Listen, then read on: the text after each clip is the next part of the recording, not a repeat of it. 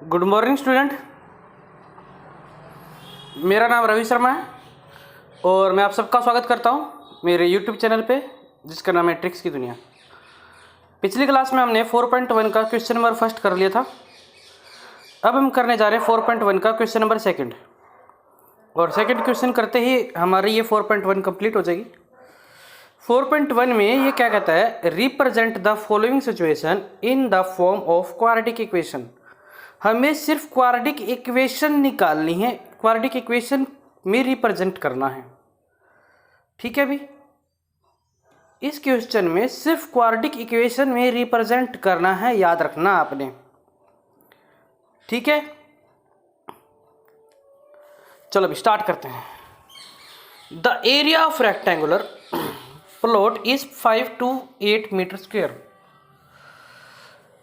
ठीक है भी, the length of plot is metre in metres, जो लेंथ है ना वो मीटर में है।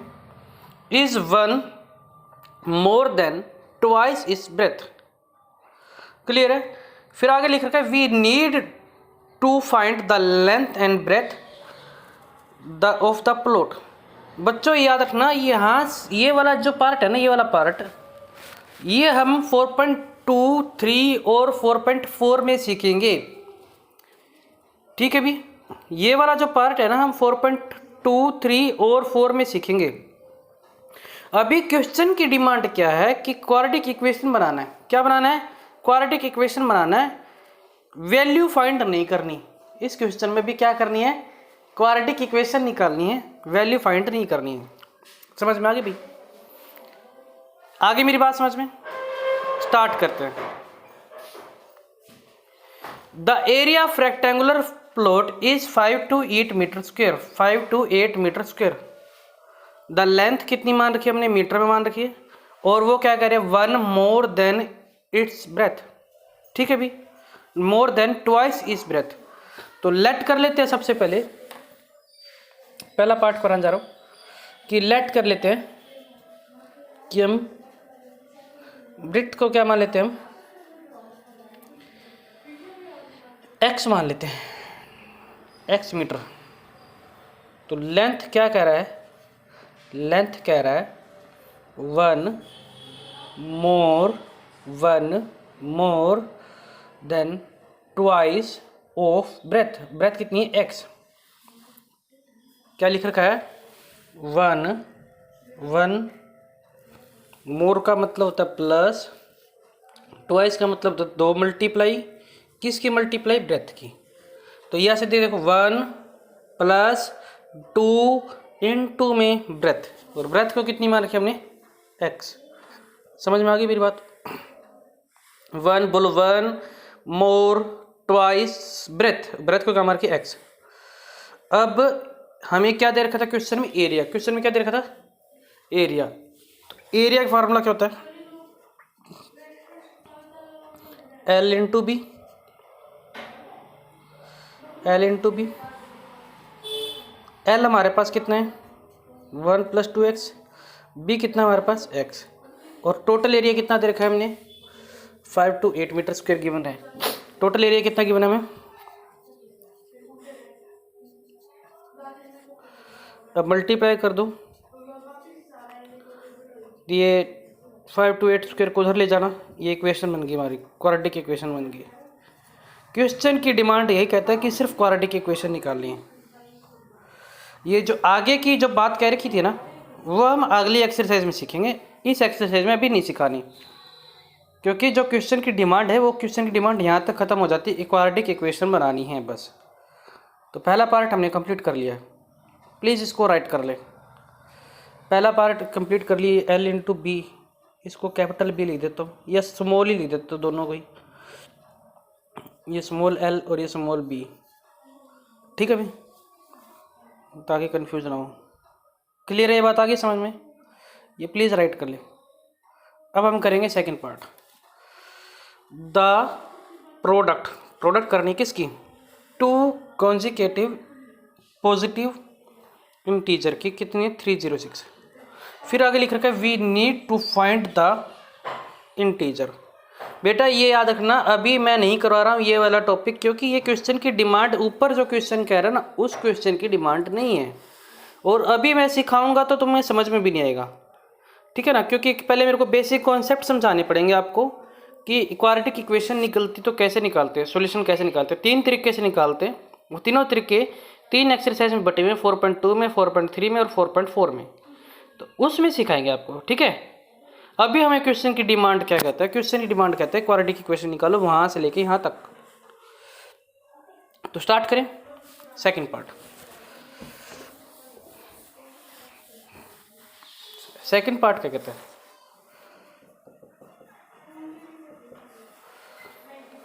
The product of 2 consecutive positive integer is 306। तो पहला इंटीजर कितना मान लिया आपने,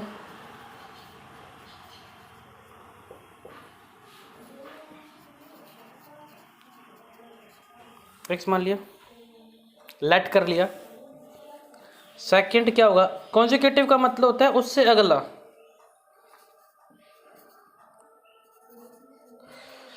ठीक है। तो उससे अगला क्या होगा, x+1। जैसे अगर पहले 1 है तो अगला 2 होगा, अगला फिर 3 होगा, मतलब एक एक ऐड होता जाएगा। ऐसे इसमें भी एक ऐड हो गया। अब क्वेश्चन क्या कहता है, अकॉर्डिंग टू क्वेश्चन क्या कहता है, प्रोडक्ट करनी, इनकी क्या करनी है अपन ने, प्रोडक्ट करनी है। x+1 की क्या करनी है, प्रोडक्ट करनी है x के साथ।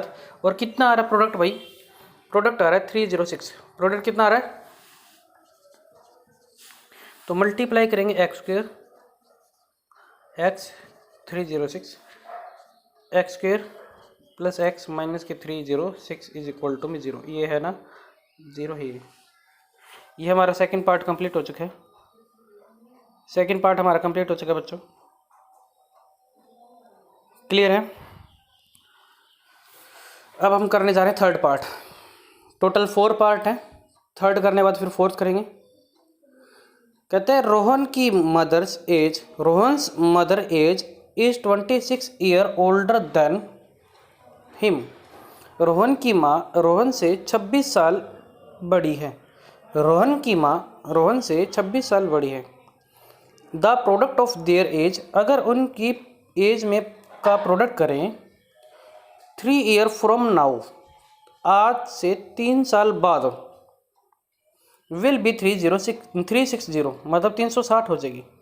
फिर आगे लिख रखा है we would like to find Rohan's present age. बेटा ये अभी हम नहीं सीखेंगे, ये सीखेंगे हम अगली क्लास में, ठीक है भाई, अगली क्लास में।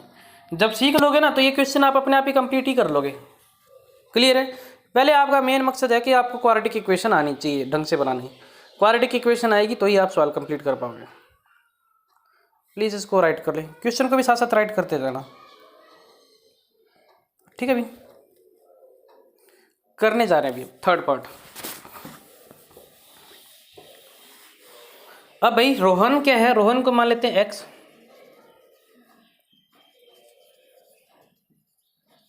तो रोहन की माँ क्या होगी, उससे 26 साल बड़ी है।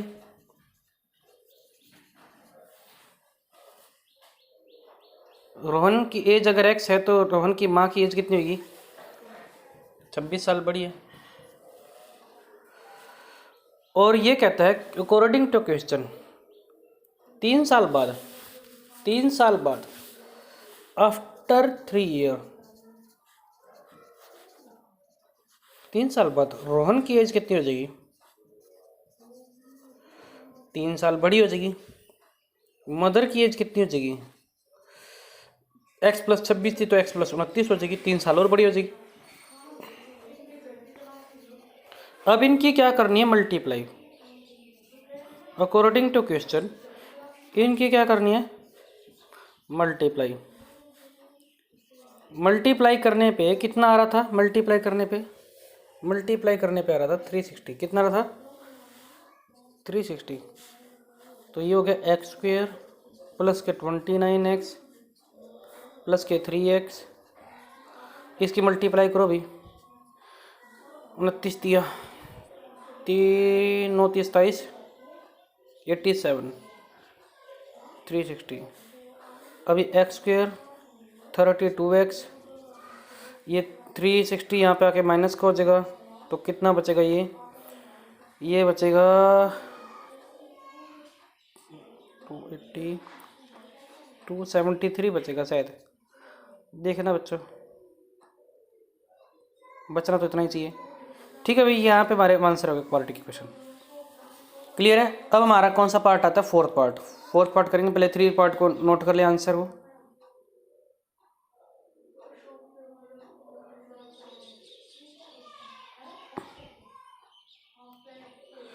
ठीक है भाई, क्वेश्चन आप पहले तीनों पार्ट के क्वेश्चन भी साथ साथ देख लो, कोई क्वेश्चन रह ना जाए।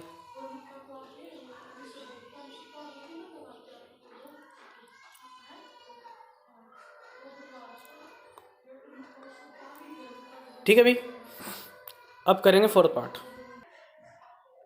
तो स्टार्ट करें फोर्थ क्वेश्चन। फोर्थ क्वेश्चन में क्या कह रहा है अभी देखो ध्यान से।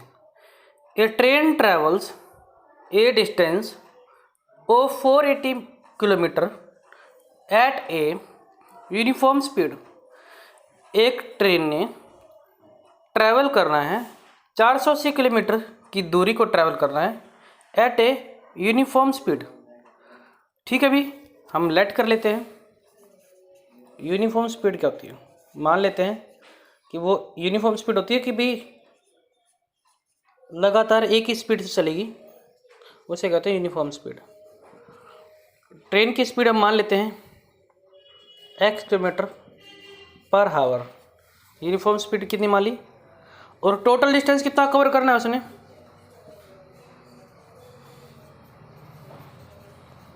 टोटल डिस्टेंस कितना कवर करना है? 480 किलोमीटर। लिख रखा है ना 480 किलोमीटर। क्लियर है यहाँ तक आगे से में? If the speed had been 8 kilometre less, अगर स्पीड को 8 किलोमीटर घटा दें, अच्छा भाई, then it would have taken 3 hour more to cover the same distance. अब उसको 3 घंटे ज़्यादा लगेंगे। फिर लिख रखा है we need to find the speed of train. बच्चों ये वाली बात अभी मैं कितनी बार बता चुका हूँ, ये वाली बात हम अभी नहीं सीखेंगे, अभी ये वाली बात हम सीखेंगे अगली एक्सरसाइज में 4.2 और 4.3 और 4.4 में। ठीक है भाई, अभी हमारा मेन मकसद है कि हमें इक्वेशन बनानी सीखनी है। ठीक है भाई, हमें स्पीड पता है, डिस्टेंस पता है। आप मुझे टाइम बता सकते हो, टाइम का फार्मूला क्या होगा? आप बोलोगे डिस्टेंस अपॉन में स्पीड होता है जी, डिस्टेंस अपॉन में स्पीड होता है। आप बोलोगे टाइम का फार्मूला होता है जी, डिस्टेंस अपॉन में स्पीड होता है। डिस्टेंस कितनी है? 480 किलोमीटर। और स्पीड कितनी है? x kilometre. ये हमारा निकल गया टाइम। ये टाइम निकला है जब ये यूनिफॉर्म स्पीड में थी। टाइम क्या निकला ये? जब ये यूनिफॉर्म स्पीड में थी। क्वेश्चन क्या कहता है कि स्पीड को क्या करा है? 8 किलोमीटर घटा दिया। क्या लिखा है? 8 किलोमीटर को घटा दिया। Speed after 8 kilometre less. तो पहले x थी तो अब कितनी होगी? 8 किलोमीटर, माइनस कर देंगे। स्पीड आफ्टर 8 किलोमीटर हावर लेस। ठीक है भी। और डिस्टेंस तो नहीं घटा, डिस्टेंस तो उतना ही है। अब टाइम कितना निकलेगा? अब टाइम कितना निकलेगा? Time after 8 kilometre per hour less. इसको ब्रैकेट में डाल दो तो अच्छा रहेगा। तो यहाँ पे अब टाइम कितना निकलेगा? फार्मूला होता है डिस्टेंस अपॉन में स्पीड। डिस्टेंस कितनी है? 480 x माइनस 8।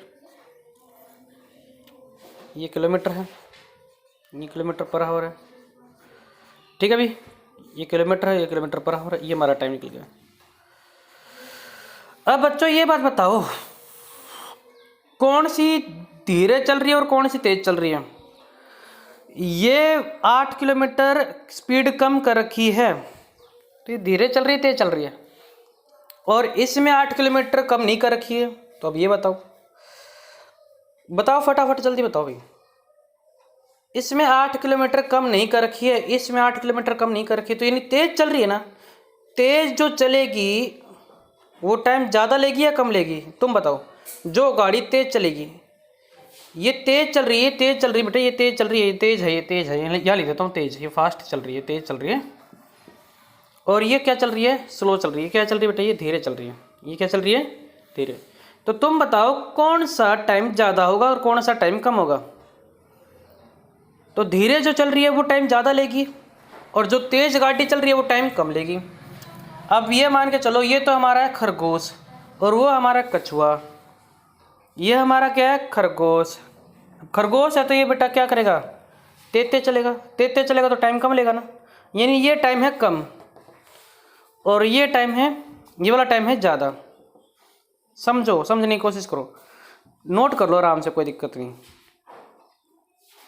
पहले ये नोट कर लो, ये वाला यहाँ ये पोर्शन नोट कर लो, फिर इसके बाद ये नोट करना, ठीक है बेटा। ये वाला नोट करना, नोट कर लिया। अब अकॉर्डिंग टू क्वेश्चन ये कहता है कि जो पहले वाला टाइम था ना, पहले वाला टाइम ये था और अब वाला टाइम ये है। पहले वाला जो टाइम था ना, पहले वाला टाइम वो तेज चल रहा है, वो तेज जल्दी से जल्दी चल रहा है, तो ये वाला टाइम कम होगा। ये वाला टाइम क्या होगा, कम, क्योंकि ये बहुत ही तेज गति से गाड़ी चल रही है। गाड़ी तेज गति से चल रही है तो ये जल्दी कवर कर लेगी डिस्टेंस को जल्दी कवर कर लेगी, तो ये टाइम लगेगा कम।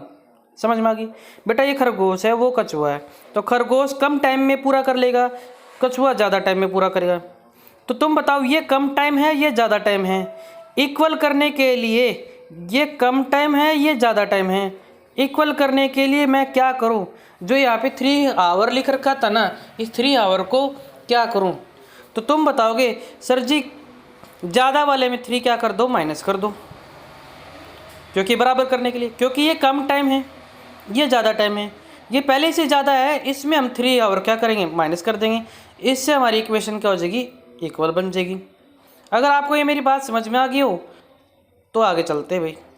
अगर नहीं आती है तो प्लीज़ वीडियो को दोबारा से देखो, इस क्वेश्चन को दोबारा से देखो, नोट करने के बाद दोबारा देखो, ठीक है। अभी ध्यान से आगे समझ। अब हम क्या करने जा रहे हैं, इसका एलसीएम लेने जा रहे हैं। अब इसको मिटो दो भाई, इसको यहाँ मिटो देता हूँ, मैं लिख देता हूँ, एलसीएम लेते हैं, बस कंप्लीट हो गया हमारा काम।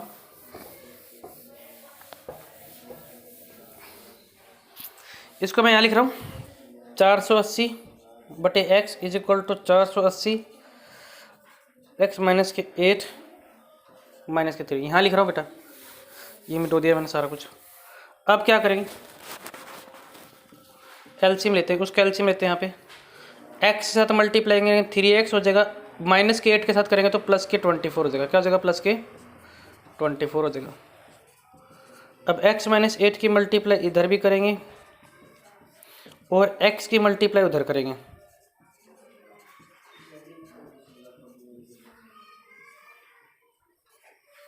ये हो गया 480 x, मल्टीप्लाई करो तो